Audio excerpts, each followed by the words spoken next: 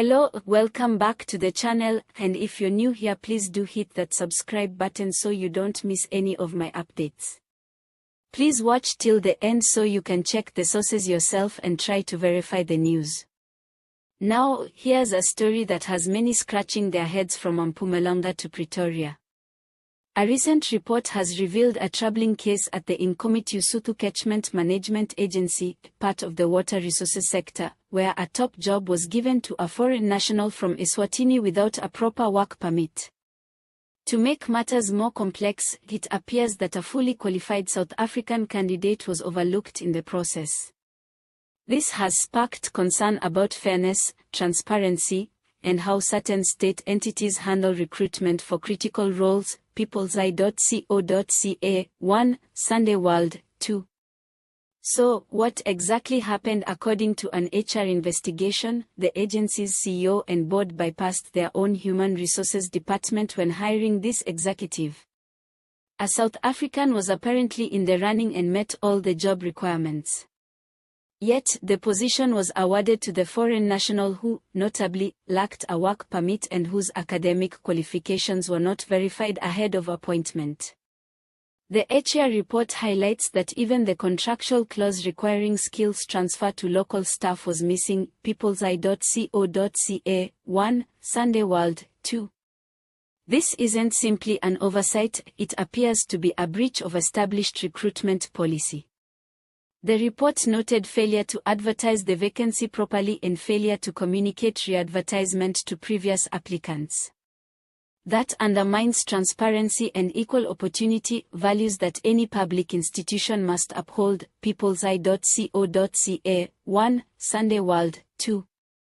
Meanwhile, the agency claims that the executive has demonstrated exceptional competence, and instead of undoing the irregular appointment, they are seeking ways to legalize it. In other words, we are putting the cart before checking if it passes muster, legally and ethically. Sunday World. 2.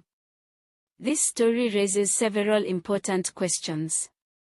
1. What does this mean for opportunities for skilled South Africans who go through official recruitment channels only to be passed over by someone without verified credentials or documentation? 2. What message does this send to the public about accountability within state institutions? And 3. How widespread is this problem? Is this merely an isolated HR blunder, or part of a larger pattern of improper hiring in key public sectors?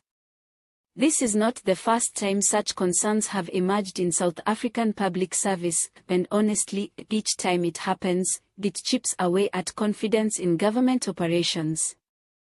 It's crucial when a citizen is sidelined for an unverified foreign national, even one who might be competent. It raises fears about knowing your place, especially when qualifications, status, and equity policies are skipped altogether. There's also a human story underneath all of this.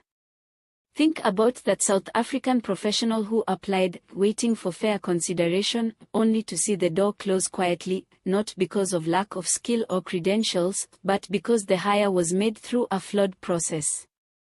That's demoralizing, especially when jobs and service delivery matter so deeply to communities grappling with inequality and high unemployment. Right now, Parliament's Water and Sanitation Committee is asking tough questions, and the agency has been asked to report back. Let's hope this leads to renewed scrutiny and tighter checks, ensuring that the next time a leadership position opens up, no steps are skipped, no one gets sidelined unfairly, and documents are carefully verified before any signature is applied. Now, to keep things real, because policies and procedures can feel dry, I came across a comment on social media that said maybe the agency's recruitment process was inspired by a clearance sale. Whoever arrives first, even without price tags or ingredients lists, gets the buy. Another joked that the next time a position opens up, we should just scan for alien signatures, or maybe just ask if the new executive can turn Gauteng water into wine for the drought. In any case, it's a wake-up call for all of us. Process matters, fairness matters, and bypassing HR isn't a shortcut, it's taking the scenic route right into ethical quicksand. Please remember all images used are for illustration purposes only. Sources used for this news include A media report revealing irregularities in the employment of a Swazi national without a work permit in a water resources agency.